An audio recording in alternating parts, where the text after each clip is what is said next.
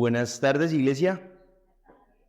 Los invito a abrir sus Biblias en Génesis capítulo 42. Mientras llegan a Génesis 42, gracias, Ader, por la dirección. Esta última canción que cantamos me parece teología con música. Y mientras la cantábamos, meditaba en que este tiempo de la predicación de la palabra y cuando nos exponemos a la palabra es un ejercicio espiritual. No es una exposición como el colegio que de una cartelera y ustedes aprenden, sino que es un ejercicio espiritual porque nadie, dice 1 Corintios, nadie sino por el Espíritu del Señor puede llamar a Jesús como Señor. Y por lo cual, al ser un ejercicio espiritual, les ruego que mientras están escuchando, oren y digan: Señor, por favor, habla en mi vida. ¿Qué quieres hoy que aprenda? ¿Qué quieres hoy que yo pueda entender de ti? De qué cambios debo hacer en mi vida. Y el Espíritu Santo seguro orará, responderá a esa oración. Entonces los invito a no solamente escuchar, sino añadirse al ejercicio espiritual y orar y examinar su corazón conforme oramos al Espíritu Santo. ¿Listo? Génesis capítulo 42, vamos a leer del versículo 1 al versículo 28. Dice la palabra: Viendo Jacob que había alimento en Egipto, dijo a sus hijos: ¿por qué se están mirando? Lo estoy leyendo de la Nueva Biblia de las Américas. Versículo 2: He oído que hay alimento en Egipto. Y añadió: desciendan allá y compren de allí un poco para nosotros, para que vivamos y no muramos. Entonces 10 hermanos de José descendieron para comprar grano en Egipto. Pero Jacob no envió con sus hermanos a Benjamín, hermano de José, porque dijo: no sea que le suceda algo malo. Los israelitas fueron junto con los que iban a comprar grano, pues también había hambre en la tierra de Canaán. Y José era el que mandaba en aquel país.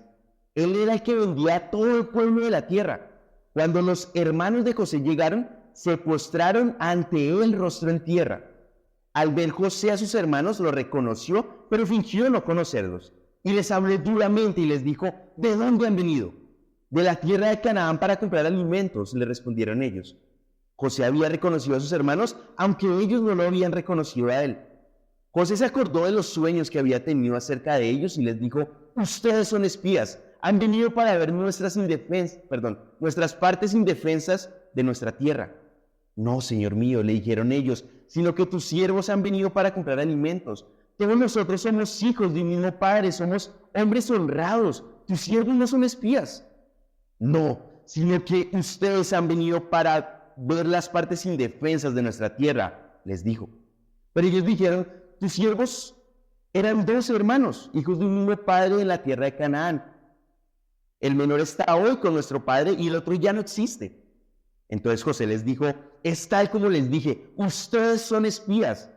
En esto serán probados por vida de Faraón, que no saldrán de este lugar a menos que su hermano menor venga aquí.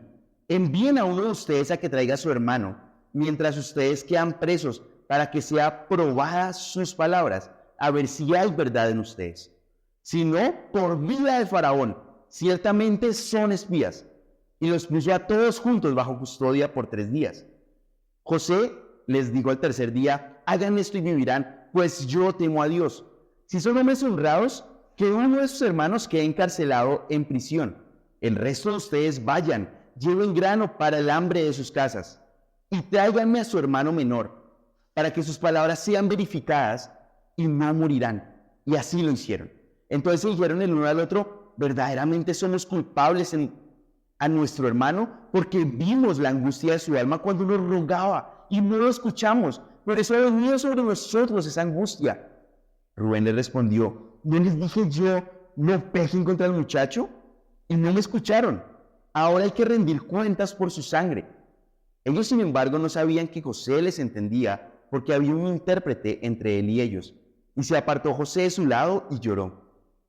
Cuando volvió a ellos y les habló, tomó entre ellos a Simeón y lo ató a la vista de sus hermanos. José mandó que le llenaran sus vasijas de grano, que les devolvieran el dinero a cada uno poniéndolo en su saco, y que les dieran provisiones para el camino. Y así se hizo con ellos. Ellos pues cargaron el grano sobre sus asnos y se fueron de allí. Cuando uno de ellos abrió su saco para dar forraje a su asno en la posada, vio que su dinero estaba en la boca del costal. Entonces dijo a sus hermanos: me ha sido devuelto mi dinero, miren, está en mi costal. Y le sobresaltó el corazón y temblando se decían el uno al otro: ¿qué es esto que Dios nos ha hecho? Padre, agradecemos por tu palabra. Reconocemos que esta porción es tu palabra inspirada. Reconocemos que tiene autoridad divina y eterna. Y te ruego, Señor, que me ayudes por la obra de tu Espíritu a no hablar nada más que tu verdad expuesta. Si llego a decir algo que no es conforme a tu palabra, por favor, quítalo de las mentes y los corazones de esta tu iglesia. Y te ruego, Señor, que como meditábamos y cantábamos, por la obra de tu Espíritu, nos muestres la santidad y la hermosura de Cristo. Por favor, habla en nuestra vida, abre nuestros corazones, y que esto no sea un ejercicio de hablar y escuchar, sino sea un ejercicio de salvación y santificación en el poder de tu Espíritu. Creo en la obra de tu Espíritu, creemos en la obra de tu Espíritu, y por favor, que sea Él obrando con la exposición de tu palabra. En el nombre de tu Hijo oro. Amén. Bueno, desde Génesis 42, en este recorrido que hemos hecho de la vida de José, vamos a entrar a una nueva parte, en la cual vemos cómo Dios va a llevar a Jacob, que es el padre de José, y a toda su familia a Egipto. Y allá iban a estar, y toda su descendencia iba a estar por 400 años residiendo en Egipto. Hasta este punto hemos visto como un joven llamado José, a los 17 años, termina como esclavo en Egipto debido a los celos de sus hermanos, a los 17 años. Y hemos visto cómo este joven ha sido temeroso a Dios, cómo ha sido obediente a Él a pesar de ser esclavo, a pesar de tener que sufrir la cárcel, a pesar de sufrir olvido, injusticias, engaño, traición, hasta de personas tan cercanas como sus hermanos. Él ha sido fiel. Cuando José llega a los 30 años, es decir, 13 años después de vivir esclavitud, 13 años de vivir cárcel, Dios usa a Faraón para sacarlo del calabozo y llevarlo a ser la segunda persona con mayor poder de todo Egipto.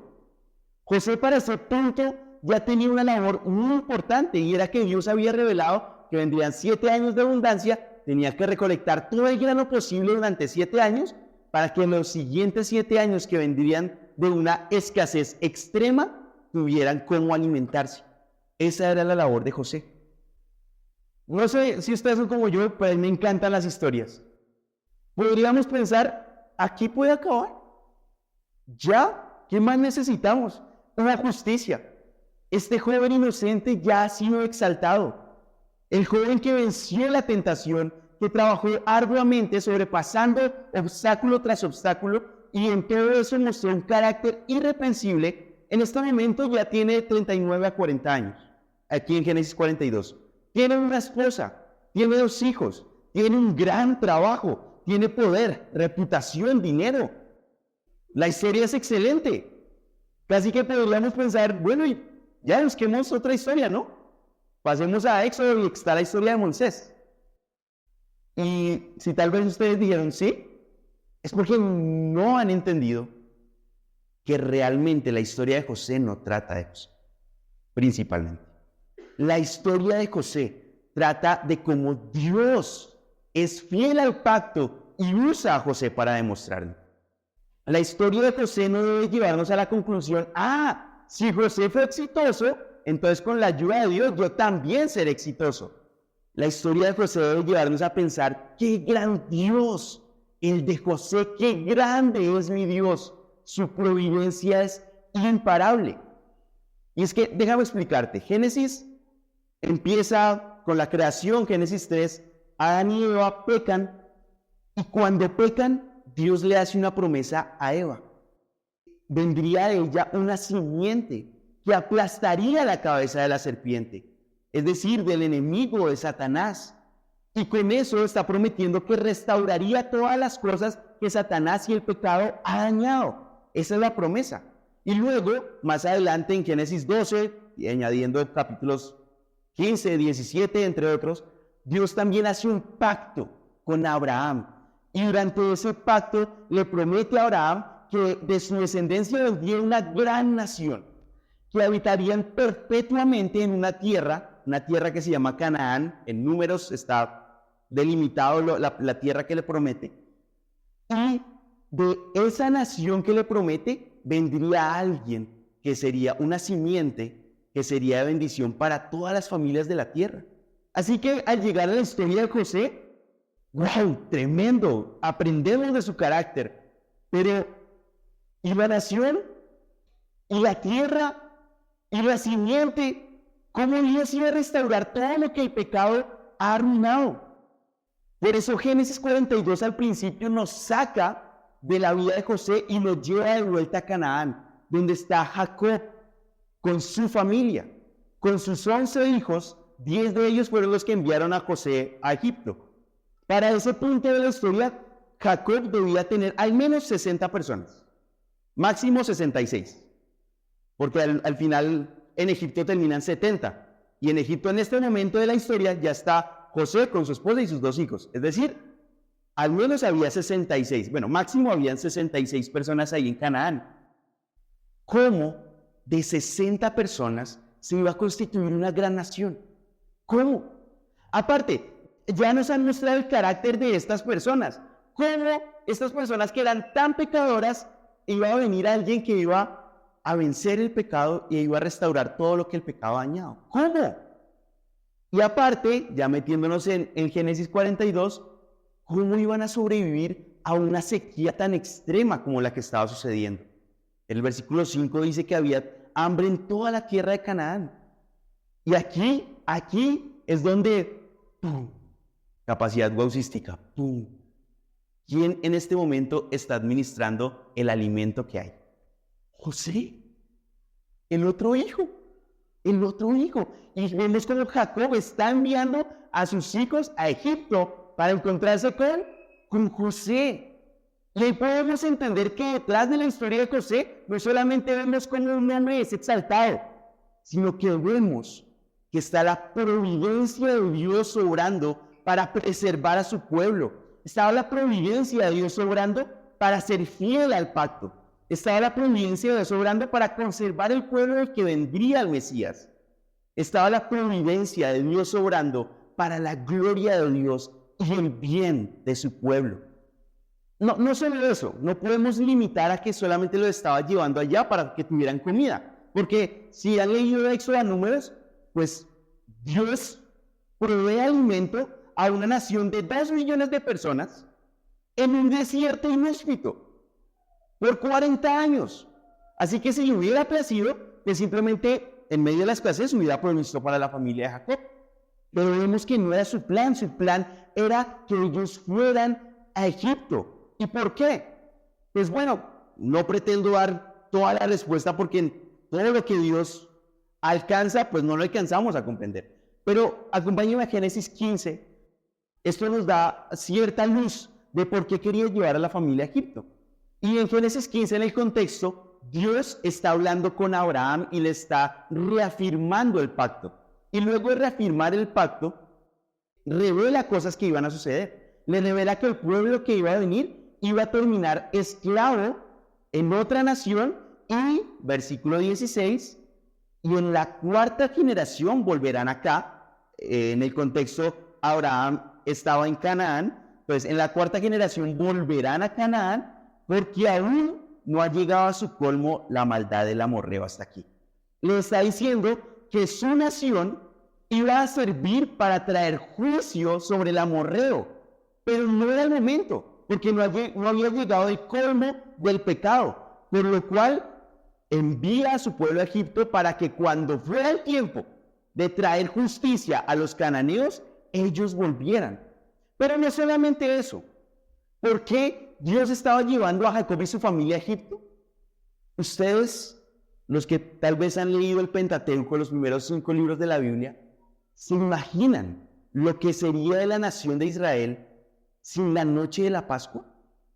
Sin esa noche donde en Egipto Dios después de 10 plagas saca al pueblo de Egipto y con gran poder ellos escapan de los egipcios y se abre el mar rojo, pasa todo el pueblo y cuando los egipcios lo están persiguiendo con caballos, con carros, Dios cierra nuevamente el mar rojo para que ellos escapen. ¿Cuántas veces la nación de Israel no recordó eso para dar gloria a Dios? En el mismo Éxodo vemos que Miriam, la hermana de Moisés, hace un cántico exaltando a Dios por lo que ha sucedido ahí. Es más, anualmente el pueblo de Israel debía celebrar la Pascua recordando esa noche para dar gloria a Dios, para exaltarle. Por lo cual Dios estaba llevando a Jacob y a su familia a Egipto, pero no estaban ni cerca de imaginar el alcance tan grande que Dios tenía, los propósitos excelsos que Dios tenía con eso. Y finalmente el propósito era que Dios fuera glorificado mientras Dios obraba en favor del pueblo de Israel. Dios era fiel al pacto. Por eso estudiamos la providencia de Dios. Por eso estudiamos la soberanía de Dios. El estudio de la soberanía de Dios no nos debe llevar simplemente a afianzarnos con una corriente teológica, con calvinismo o arminianismo. No. Realmente estudiamos la providencia y la soberanía para crecer en nuestra adoración y para crecer en nuestra piedad. Meditan esto, en todo lo que ha sucedido en la historia de José. Dios estaba detrás de un fenómeno natural, como una escasez y una hambruna mundial. Dios estaba detrás de hechos políticos tan grandes como que un esclavo hebreo ascendiera al trono de Egipto, que era la potencia mundial. Dios estaba detrás de un fenómeno social, como veremos ahorita, como los cananeos, todos los cananeos estaban migrando a Egipto para conseguir alimento. Dios estaba detrás de la naturaleza, la política, la sociedad, por no mencionar otros detalles como una mala noche de Faraón, un sueño que tuvo, una pesadilla que tuvo. Y todo eso estaba obrando en beneficio del pueblo de Dios. Todo eso. La naturaleza, la política, los fenómenos sociales estaban obrando en favor del pueblo de Dios. Y saben, eso no ha cambiado. Eso no ha cambiado, solo que ahora Dios está usando la creación en favor de la iglesia, Déjenme leerles Colosenses 1:15 que dice, Él es la imagen del Dios invisible, hablando de Jesús, el primogénito de toda creación, porque en Él fueron creadas todas las cosas, tanto las que hay en los cielos como en la tierra, visibles e invisibles, sean tronos, dominios, poderes, autoridades, todo ha sido creado por medio de Él y para Él, y Él es santo de todas las cosas, y en Él todas las cosas permanecen. ¿Saben qué nos está diciendo esto? Que Dios sigue controlando la creación. Él la creó y Él la está llevando para que cumpla los fines de Dios. La creó por medio de Él y para Él.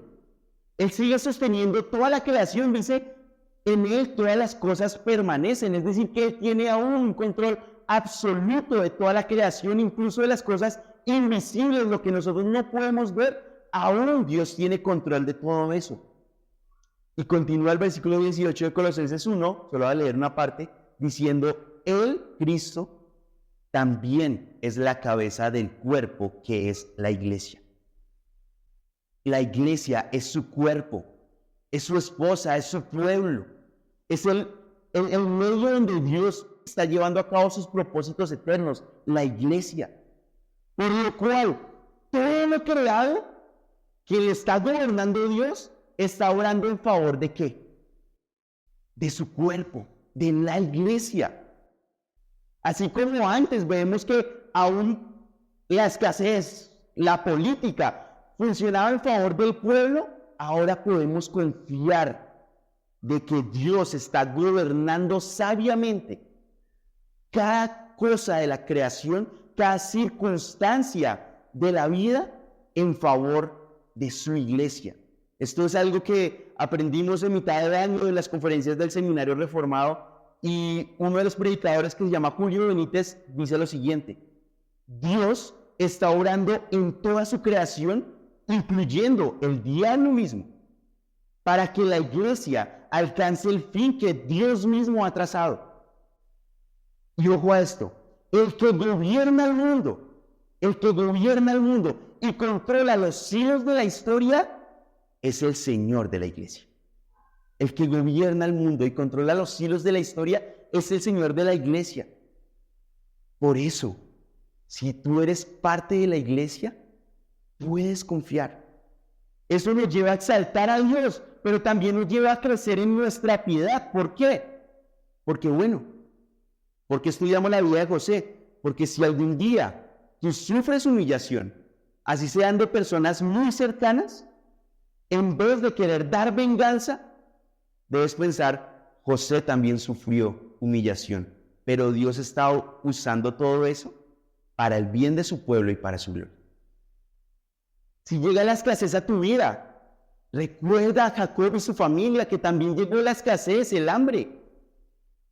Pero detrás de eso Dios lo estaba direccionando para el bien de su pueblo y para su gloria.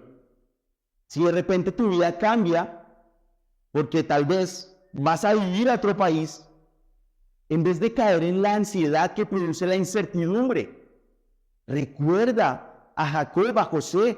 Ellos también fueron a una nación extraña, con una cultura extraña, con una lengua extraña, y eso debió ser desconcertante, pero Dios lo estaba usando para el bien de su pueblo. Pongamos el otro polo. Si tú eres exaltado, comienzas a gozar de éxito profesional, de éxito ministerial, no caigas en orgullo, no caigas en vanagloria. ¿Por qué? Recuerda a José. Dios no lo estaba exaltando para que él se creyera el mejor. Dios le estaba exaltando porque era lo mejor para su pueblo y lo que daba más gloria a Dios. Por eso seguimos estudiando la providencia, para crecer en piedad. Porque recordar que Dios está al control de todo y que está obrando sabiamente para que todo funcione en favor de su iglesia, nos guarda de querer manipular las personas, manipular las cosas para que hagan lo que a nosotros nos gustaría. Por el contrario, estudiamos la imparable providencia de Dios en la vida de José para recordar que Dios está en el trono y sea cual sea la circunstancia que tú tengas que vivir, si tú eres parte de la iglesia, es decir, si tú eres creyente, está funcionando para tu bien. Es lo mejor que te puede pasar. Romanos 8, sabemos que para los que aman a Dios, todas las cosas cooperan para bien. Esto es para los que son llamados conforme a su propósito. Puedes confiar en esa promesa. ¿Por qué? Porque Dios está en el trono, porque Dios es soberano y porque su providencia todavía está obrando. Y Él está al control. Y cada circunstancia que Él permita es para su gloria y para el bien de nosotros, la iglesia. Esa fue la introducción. Pero quería ayudarnos a recordar por qué estamos estudiando esto. Y guardarnos de creer que estamos estudiando a José, porque nosotros también vamos a ser exaltados. Pero ahora sí entremos en el texto, Génesis 42, que vemos cómo Dios empieza a llevar a Jacob y a su familia a Egipto, pero en esta porción en especial, quiero que veamos cómo Dios permite que nosotros sintamos culpa con propósitos buenos, y el propósito final es para llevarnos a su Hijo.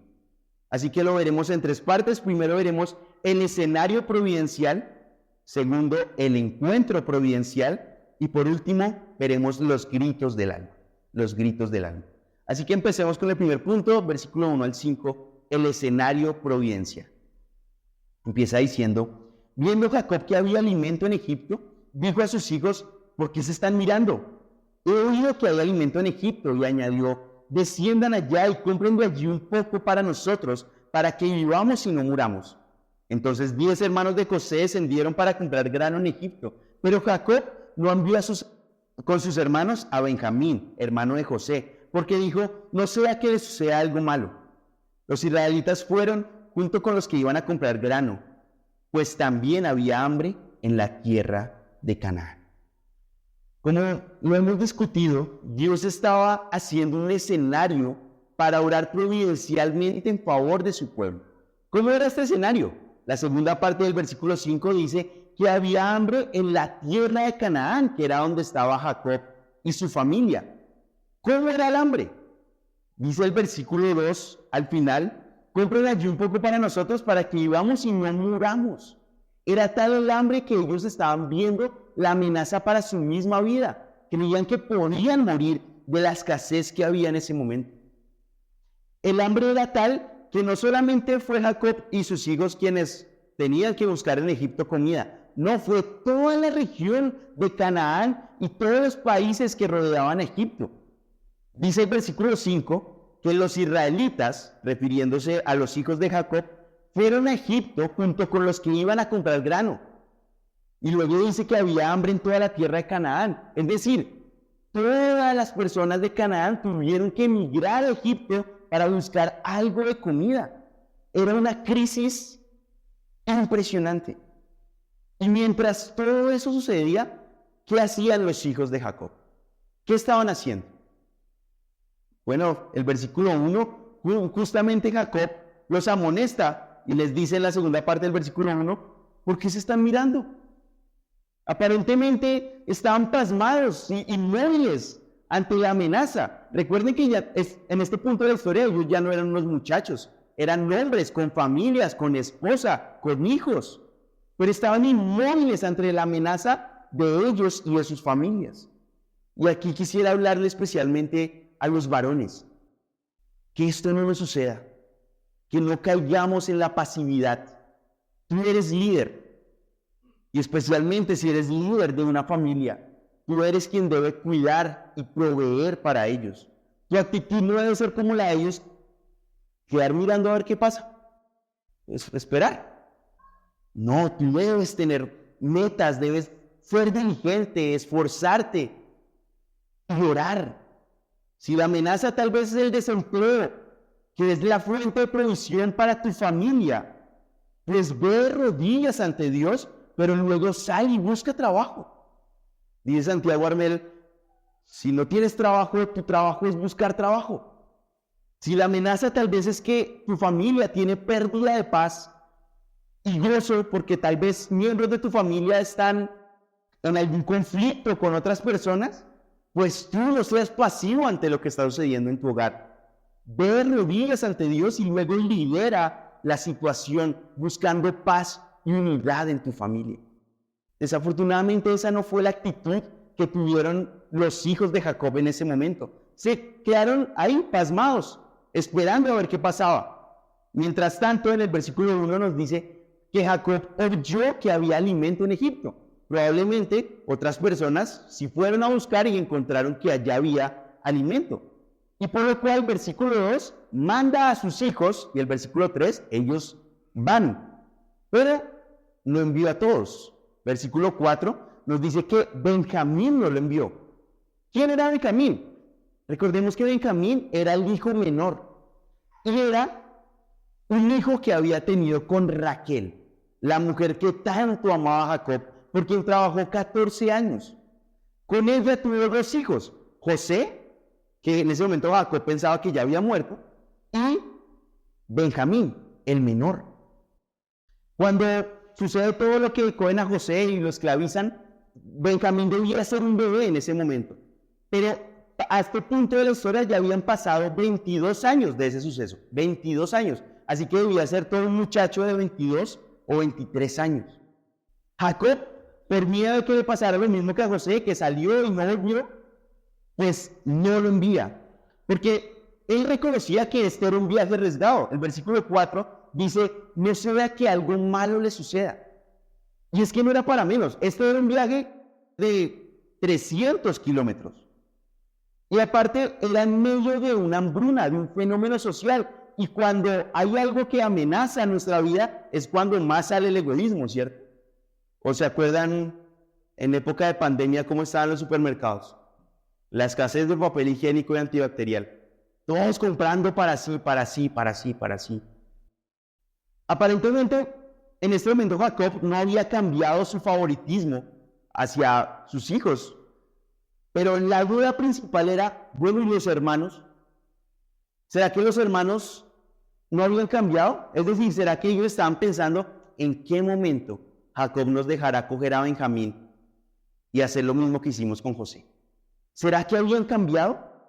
Pues bueno, es lo que veremos. Y aquí el hambre, la peregrinación estaban formando un escenario providencial que luego revelarían el corazón de estos muchachos.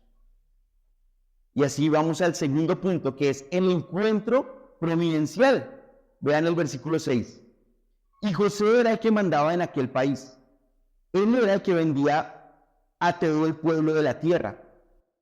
Cuando los hermanos de José llegaron, se postraron ante él rostro en tierra, y al ver José a sus hermanos, los reconoció, pero fingió no conocerlos, y les habló duramente, y les dijo: ¿de dónde han venido? De la tierra de Canaán para comprar alimento, le respondieron ellos.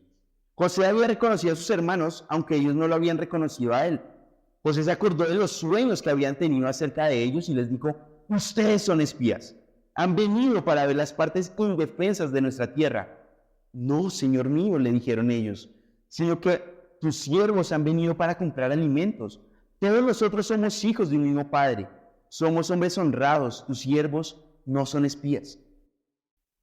Esta mañana estábamos charlando de, ¿cómo se llama el que se puede volver en el tiempo, amor? El Doctor Strange, que tiene la capacidad de volver el tiempo. Yo le decía, si yo tuviera esa capacidad, yo quiero ver esta escena. José estaba volviendo a ver a sus hermanos. La última vez que los vio, ¿sabe cómo estaba José? Amordazado. Y lo estaba volviendo a ver. José, en ese punto de la historia, manejaba mucha responsabilidad. El versículo 6 dice que mandaba en aquel país, una potencia mundial, él era el que mandaba. No era cualquier cosa administrar todo el alimento que iba a salvar familias. Cuántas personas él lideraba, y aparte tenía que atender a los visitantes que también querían comida. José, en ese punto de la historia, se veía como un egipcio. Si recuerdan, cuando va a la presencia de Faraón para interpretar el sueño, lo afeitan, porque los egipcios no tienen barba. Y llegan al punto de ponerle un nombre egipcio. Sanef Panea, es el nombre que le ponen. Y en medio de su ajetreado día a día, ve 10 hombres barbudos, como se veían los hebreos, vistiendo de una forma que les era familiar y hablando en hebreo. Los ve, son los hermanos. Los hermanos. El versículo 8 dice que José lo reconoció, pero ellos no lo reconocieron a él. ¿Cómo no lo reconocieron? Pues ya hablamos, él se veía como un egipcio, pero no solo eso, sino que más tarde en el versículo 23 dice que él tenía un intérprete o tenía un traductor, es decir, José les hablaba en el idioma de Egipto y había un intérprete que les traducía al hebreo. Y aparte, pues ya se veía como todo un egipcio. De hecho, en el versículo 14 dice, por vida de Faraón, es decir, ya hablaba como si perteneciera a ese país. Pero no solo eso, el versículo 13 también nos dice que los hermanos pensaban que José ya estaba muerto, que José ya no existía. Llega en este encuentro providencial, los 10 hermanos de José ante él, se postraron ante él. Usted puede llegar a pensar en todas las emociones y pensamientos que estaban pasando por José. Al menos el versículo 9 nos dice algo de lo que sucede. Y es que él recordó sus sueños. ¿Qué sueños? En el capítulo 37, cuando él era un joven de 17 años, él sueña como unas gavillas se postran ante él, se inclinan ante él. Como las estrellas, el sol y la luna se inclinan ante él. Y ahora ve a sus hermanos, 22 años después, inclinándose ante él. La providencia de Dios es imparable. Sus planes son insondables. Son más allá de lo que podemos imaginar. José les habla duramente, les pregunta de su origen y en el versículo 7 ellos responden que vienen de Canaán. Y luego él los acusa de ser espías. En Números vemos cómo Israel escoge a 2 espías y los envía a la tierra prometida para ver cómo estaba, porque se acostumbraba en la época, si queremos invadir un país, pues primero enviamos unos espías. Así que él les dice, José, poniéndose como Sanef Panea, es decir, como egipcio, ustedes son espías y han venido a ver cómo está esta tierra para conquistarla. Y los hermanos se defienden, no, solo venimos por comida. Nuevamente puede pensar cómo estaba la cabeza de José en este momento. ¿Seguirá vivo mi papá? ¿Mi hermano estará bien? ¿Qué ha pasado con estos 10 hermanos? ¿Será que han cambiado? ¿Será que se arrepienten siquiera de lo que hicieron conmigo? Así que José sigue en su posición y dice el versículo 12, no, sino que ustedes han venido para ver las partes indefensas de nuestra tierra, les dijo. Pero ellos dijeron, tus siervos eran 2 hermanos, hijos del mismo padre en la tierra de Canaán, y el menor está hoy con nuestro padre, y el otro ya no existe. Versículo 14. Entonces José les dijo, es tal como les dije, ustedes son espías. En esto serán probados, por vida de Faraón, que no saldrán de este lugar, a menos que su hermano menor venga aquí. Envíen a uno de ustedes y que traiga a su hermano, mientras ustedes quedan presos, para que sean probadas sus palabras, a ver si hay verdad en ustedes. Y si no, por vida de Faraón, ciertamente son espías. Y los puso todos juntos bajo custodia por 3 días. José aquí los sigue acusando, en 3 ocasiones los acusa de ser espías. Versículo 9, 12 y 14 les repite lo mismo. Ustedes han venido aquí como espías para ver cómo está nuestra tierra. Y los hermanos, para defenderse, pues dan muchos detalles de su vida, como aumentar los detalles para aumentar la credibilidad de que ellos estaban diciendo la verdad. Y con ello, mientras los hermanos se defendían, José averigua cosas muy valiosas. Por ejemplo, en el versículo 13 dice, el menor está hoy con nuestro padre. ¿Qué quiere decir eso? Está vivo mi hermano y mi papá. Están vivos. Después de 22 años, siguen con vida.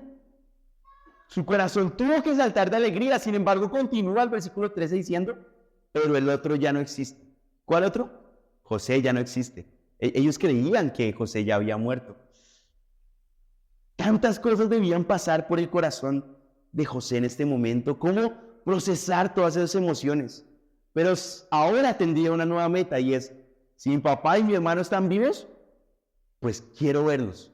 Especialmente a mi hermano. Él posiblemente en este momento no sabía si el papá tenía la salud y la edad para poder verlo nuevamente. Pero en el versículo 15 al 17, José, nuevamente en su papel como egipcio, dice que va a probar si ellos realmente estaban hablando la verdad. Así que, recuerden, detrás de esto está la intención de ver a su hermano Benjamín. Dice que va a meter a la cárcel a 9 hermanos y uno iría a Canaán nuevamente y traería con él a Benjamín para probar de que ellos realmente estaban hablando la verdad y que no eran espías. Mete a los 10 hermanos 3 días a la cárcel y José se va. ¿Qué quería José con todo esto? Bueno, el versículo 15 dice, en esto serán probados.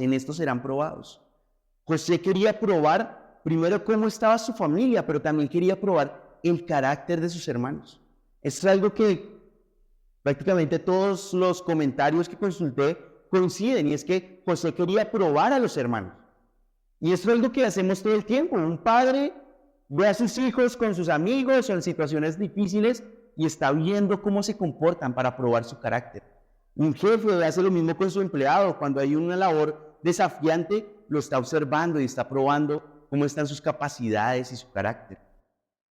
Tal vez a diferencia de lo que muchos comentaristas afirman, yo sí creo que José pasa un límite que no debe pasar. Hay pistas que creo que dan de que sí había una intención de devolverles un poco lo que él había sufrido. Por ejemplo, cuando tenía 17 años, algo de lo que amenazaban los hermanos era que José iba a donde, veía que los hermanos estaban haciendo algo y lo contaba a ¿quién? Al papá. Y ahora él los estaba acusando, ustedes son espías. Cuando llega el tema de que lo van a enviar como esclavo a Egipto, lo meten antes a una cisterna o a un foso. Lo meten ahí. Y ahora él está metiendo a la cárcel a sus hermanos. ¿Pero qué? ¿Estuvo bien o no? ¿Válido o no? El punto que Moisés al escribir Génesis es que no importa. Él no está diciendo, no está dando un valor moral de lo que hace o no hace. El punto, recuerden, la historia de José no es de José, la historia de José es de ¿quién? Dios, obrando por medio de José. Y así transcurren 3 días. 3 días para que José medite bien, procese todos sus pensamientos y emociones. 3 días para que sus hermanos estén en soledad, en una cárcel, en quietud, solos frente a sus conciencias. Frente a sus conciencias. Y es ahí, estando con sus conciencias, donde se escuchan, punto 3, los gritos del alma. Los gritos del alma. Vean el versículo 18 en adelante, dice, José les dijo al tercer día, hagan esto y vivirán, pues yo temo a Dios. Si son hombres honrados, que uno de sus hermanos quede encarcelado en su prisión. El resto de ustedes vayan, lleven grano para el hambre de sus casas, y tráiganme a su hermano menor para que sus palabras sean verificadas y no morirán. Y así lo hicieron. Durante 3 días algo sucedió con José, que decidió ser un poco más flexible con sus hermanos. Antes el trato era, uno va a Canaán y trae a su hermano, ahora cambia, uno se queda en la cárcel y los otros 9 hermanos van a Canaán. ¿Eso qué implicaba? Pues que podían llevar más alimento para su padre y su hermano, podían llevar más cosas y podían cuidarse el uno al otro en los 300 kilómetros de viaje. Pero el deseo de José es claro, versículo 20, tráiganme a su hermano menor. Quiero comprobar que esté bien. Y es aquí donde luego de 3 días de situaciones de adversidad, los 10 hermanos, su conciencia los comienza a acosar y comienzan a sentir el amargo sabor de la culpa. Vean cómo sucede, versículo 21. Entonces se dijeron el uno al otro, verdaderamente somos culpables en cuanto a nuestro hermano, porque vimos la angustia de su alma cuando nos rogaba y no lo escuchamos. Por eso ha venido sobre nosotros esta angustia. Rubén le respondió, ¿no les dije yo no pequen contra el muchacho? Y no me escucharon. Ahora hay que rendir cuentas por su sangre. Ellos, sin embargo, no sabían que José los entendía, porque había un intérprete entre él y ellos. Y se apartó José de su lado y lloró. Cuando volvió a ellos y les habló, tomó entre ellos a Simeón y lo ató a la vista de sus hermanos. Aquí lo que vemos es que el alma de estos 10 hombres comienzan a gritar. El alma comienza a decir, somos culpables, merecemos castigo. Esto nos está sucediendo justamente porque nosotros pecamos contra el muchacho. Empiezan a recordar a José, empiezan a recordar sus lágrimas, sus gritos, su rostro de tristeza, su rostro de dolor. Y ellos estaban reconociendo, somos culpables. En medio de esa discusión, Rubén les dice, se los dije, ese día les dije, no pequemos contra el muchacho, pero vean, ahora estamos sufriendo las consecuencias. Y todo eso, recuerden, está sucediendo enfrente de ¿quién? De José. Ellos creían que José no entendía. Claro, como siempre se comunicaba en egipcio, en el idioma de Egipto, mejor no sé cómo se llama. Como se comunicaba en ese idioma, pues ellos no creían que hablaba, pero estaban entendiendo todo. Estaban hablando de él, enfrente a él. José no aguanta. Es demasiado lo que está escuchando. Se aparta y se desahoga. Muchas cosas debían agobiar su mente. Era la primera vez que escuchaba el detalle de que Rubén, el hermano mayor, lo defendió. Él no sabía eso hasta ese momento. Pero creo que lo que más le impactaba, lo que más estremecía su corazón era, mis hermanos se están lamentando. Se están arrepintiendo. Si recuerda ya en Génesis 37, cuando lo meten al pozo y cuando lo van a vender a Egipto, los hermanos están comiendo, están como si nada. Pero 22 años después, sus almas están gritando, están arrepentidos, hay dolor por lo que hicieron. José está diciendo, mis hermanos han cambiado. Luego de que José llora y se desahoga, se recompone, vuelve a donde ellos, coge a Simeón y lo mete a la cárcel. ¿Por qué a Simeón? Simeón era el segundo, es decir, primero Rubén, segundo Simeón. Pensaríamos que iba a meter a Rubén, que es el más responsable de todo lo que sucedió. Sin embargo, él escuchó ya que Rubén lo intentó defender. Así que ¿quién es el siguiente responsable? El siguiente mayor, Simeón, que es al que mete a la cárcel. Y a pesar de que Simeón iba a tener cadenas, todos realmente tenían cadenas en el alma y que las iba a perseguir a donde fueran. Esa culpa que sentían, esa angustia que menciona en el versículo 21, los iba a perseguir a todo lado, y es lo que sucede en el versículo 25 en adelante. Dice, José mandó a que llenaran sus vasijas de grano y que devolvieran el dinero a cada uno poniéndolo en su saco y que les dieran provisiones para el camino. Y así se hizo con ellos. Ellos pues cargaron el grano sobre sus asnos y se fueron de allí. Y cuando uno de ellos abrió su saco para dar el forraje de su asno en la posada, vio que su dinero estaba en la boca de su costal. Entonces dijo a sus hermanos, me ha sido devuelto el dinero y miren, está en mi costal. Y le sobresaltó el corazón y temblando se decían el uno al otro, ¿qué es esto que Dios nos ha hecho? Aquí José, como un acto de gracia, les envía de vuelta a su casa a sus 9 hermanos llenos de comida.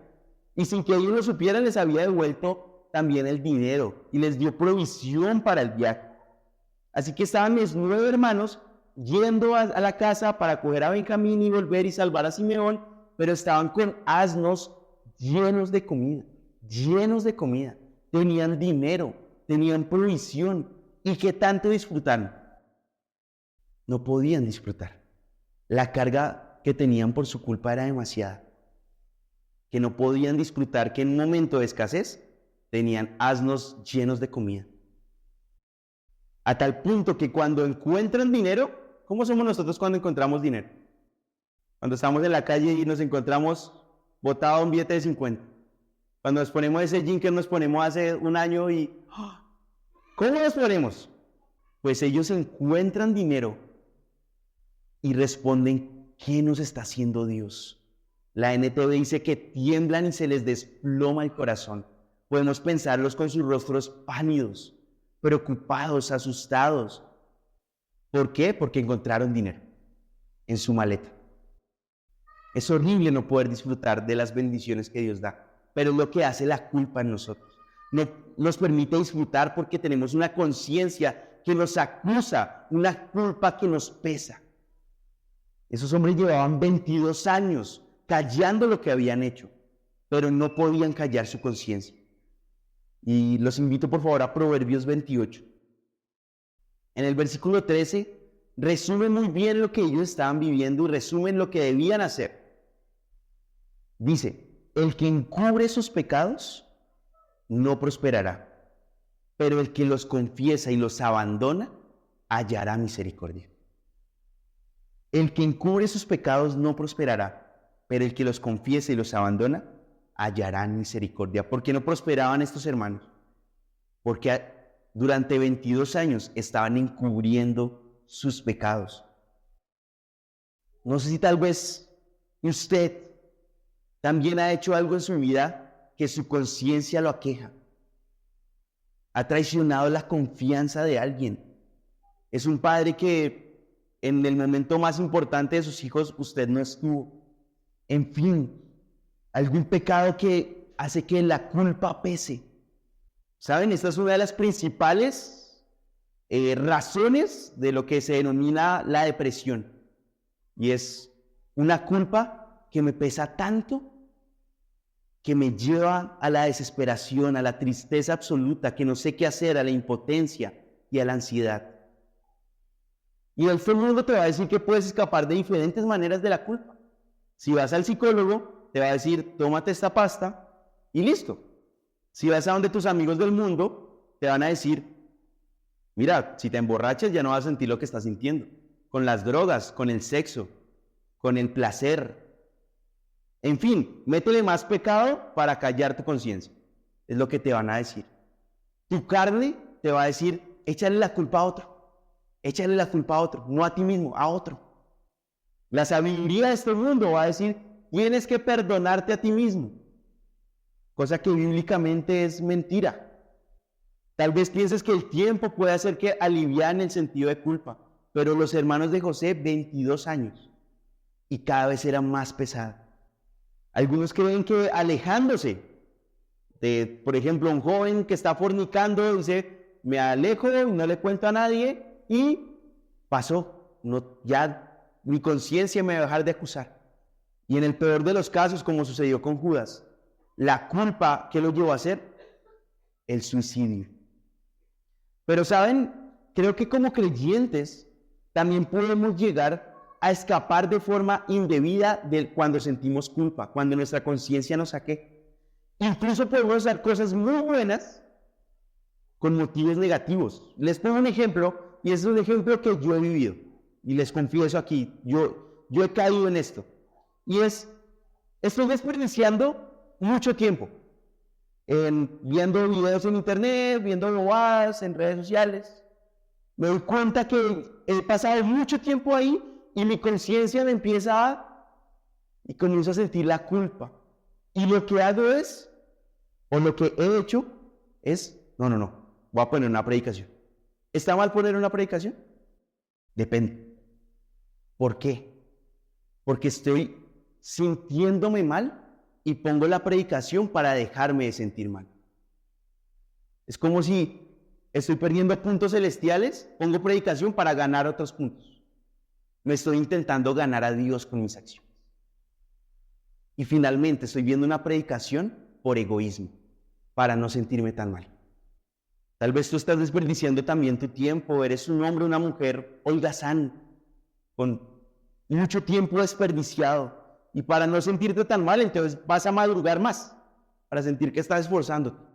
Tal vez tu matrimonio está mal y tú sabes que tú no estás perdonando, estás haciendo cosas que están destruyendo tu matrimonio, pero para no sentirte tan mal, entonces pues voy a ir a la reunión de varones o a la de mujeres. Me voy a conectar a oración para sentirme más que estoy haciendo cosas espirituales. Ninguna de las cosas que he dicho sirve.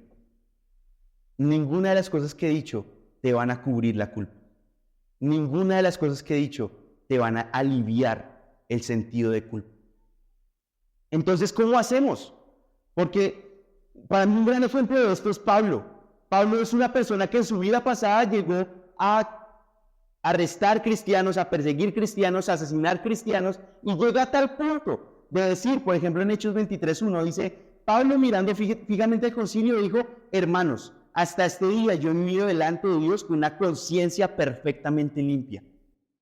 ¿Cómo alguien que asesinó cristianos puede llegar a decir, tengo una conciencia limpia? ¿Cómo? Proverbios 28:13. El que encubre sus pecados no prosperará, pero el que los confiesa y los abandona, hallará misericordia. Si en tu vida pasada has hecho cosas que te avergüenzan, o incluso tú en el presente estás haciendo unos patrones de pecado que estás callando, si sientes culpa, entiende que la culpa que estás sintiendo es parte de la gracia de Dios para tu vida. Hay una canción que últimamente hemos cantado y es Sublime Gracia. Y hay una parte que dice, su gracia me enseñó a temer. Me enseñó a temer. Es parte de la gracia de Dios el saber que lo que estoy haciendo no está bien. Y está bien sentir esa culpa, pero el problema es, ¿qué hago con este sentimiento? ¿Qué hago cuando sé que estoy haciendo cosas mal? Y la respuesta es, mira a Cristo, mira su sacrificio en la cruz y confía en su perdón. Confía en su perdón. Colosenses 2 no lo alcanzamos a leer, o se los leo, dice, cuando ustedes estaban muertos en sus delitos, para los que anotan Colosenses 2, 13 y 14, cuando estaban muertos en sus delitos y la incircuncisión de su carne, Dios les dio vida juntamente con Cristo, ojo, habiéndonos perdonado todos los delitos. Y dice el 14, habiendo cancelado el documento de deuda que consistía en los decretos contra nosotros, y lo ha quitado en medio, clavándolo a la cruz. Es decir, todos tus pecados, todo el documento de culpa que tenías, con la muerte de Cristo ha sido clavado en la cruz.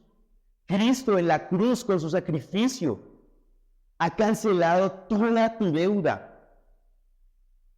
¿Tú piensas que lo que has hecho es demasiado malo al punto que no se puede perdonar? Estás pisando la sangre de Cristo, porque lo que está diciendo, yo morí para perdonar cualquier tipo de pecado. cualquier pecado. Tal vez eres creyente y está haciendo pecado, un patrón de pecado repetitivo. Pues recuerda 1 Juan 2:1 que dice, si alguien peca, tenemos abogado para con el Padre a Jesucristo el justo. ¿Qué hacemos con la culpa? ¿Qué hacemos cuando sabemos lo que hemos hecho o estamos haciendo algo que nuestra conciencia nos dice está mal, está mal, está mal? Ve a Jesús y confiesa todo. Todo. Si tú eres creyente, Él no está como juez enojado. Él está como tu abogado defensor. Ve a Cristo, confiesa tu maldad y arrepiéntete y no sigas pecando. Volvamos a lo que yo he vivido, a mi ejemplo. He desperdiciado mucho tiempo, me siento mal, siento culpa. Entonces, ¿qué? ¿Ya no veo la predicación? Primero, debo ir al Señor, confesar mi maldad, ver a Cristo y descansar en su perdón. Descansar en su perdón. Y con eso, cuando reproduzca la predicación, ya no va a ser para no sentirme tan mal, porque ya Dios ha perdonado todo eso.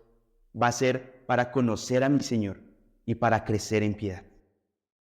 Ahora, si has herido a alguien más, has adulterado con tu cónyuge, has robado o roto la confianza de tus padres, o tal vez estás aquí como si todo estuviera bien, pero realmente entre semana sabes que estás pecando, tal vez en adulterio, en fornicación o en lo que sea.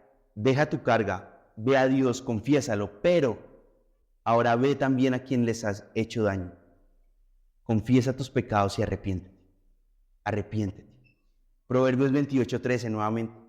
El que encubre sus pecados no prosperará, pero el que los confiesa y los abandona hallará ¿qué?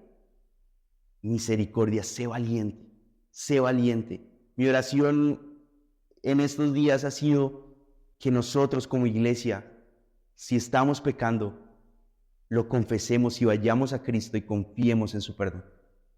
Sé valiente.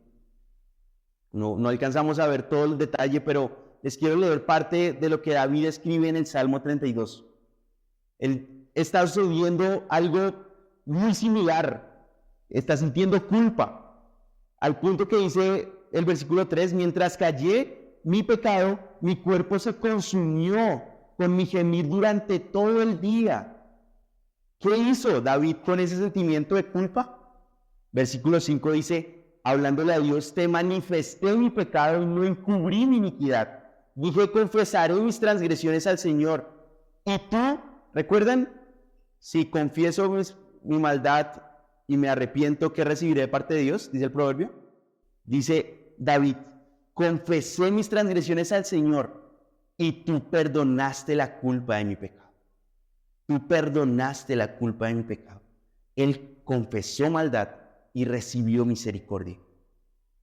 A tal punto que el versículo 1 y 2 él describe, cuán bienaventurado es aquel cuya transgresión es perdonada, cuyo pecado descubierto. Cuán bienaventurado es el hombre a quien el Señor no culpa de iniquidad, en cuyo espíritu no hay engaño. Él tenía un peso grandísimo. Cuando lo confiesa, recibe perdón, bota ese peso y dice, cuán bienaventurado es el que le es perdonado su maldad. Si hoy estás en amargura debido al pecado, ¿cómo se puede evidenciar? Bueno, de muchas formas, pero ¿temes que tu cónyuge mire tu celular? Tú como hijo, ¿temes que tu padre mire el historial de internet en tu computador?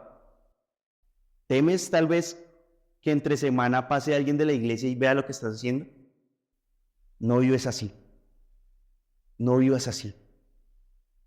Hebreos 3:15 dice, si ustedes oyen su voz, no endurezcan sus corazones. No endurezcas tu corazón. No vivas con culpa. Mira a los hermanos de José, 22 años de sufrimiento, sufrimiento, sufrimiento. Por el contrario, ve a Cristo, mira la cruz, mira el precio que Cristo pagó para perdonarte. Si tú eres creyente, mira al cielo, mira que está tu abogado defensor, confiesa tu maldad. El Señor no murió en la cruz para que tú vivas escondiendo cositas. El Señor murió en la cruz para darte vida y vida en abundancia, para que experimentes gozo y paz. Confiesa tu maldad, apártate de ella y recibe misericordia. Señor, te agradecemos por Cristo, porque nuestras faltas son muchas, pero su gracia es mayor. Gracias, Padre, porque no existe un pecado tan grande que tú no puedas perdonar. Gracias, Señor, porque la culpa que podemos llegar a sentir cuando nuestra conciencia nos muestra que estamos haciendo algo que no debemos hacer es parte de la gracia que tú derramas sobre nuestra vida. Te ruego, Señor, que nos des valentía para ir a ti y arrepentirnos, para cambiar nuestra maldad y recibir de parte tuya misericordia. Gracias, Padre, porque no merecemos esa misericordia, pero tú la provees, Señor. Por favor, permite que cada uno de nosotros botemos ese peso de la culpa, llevándolo a la cruz de Cristo y confiando en su perdón, descansando en su perdón.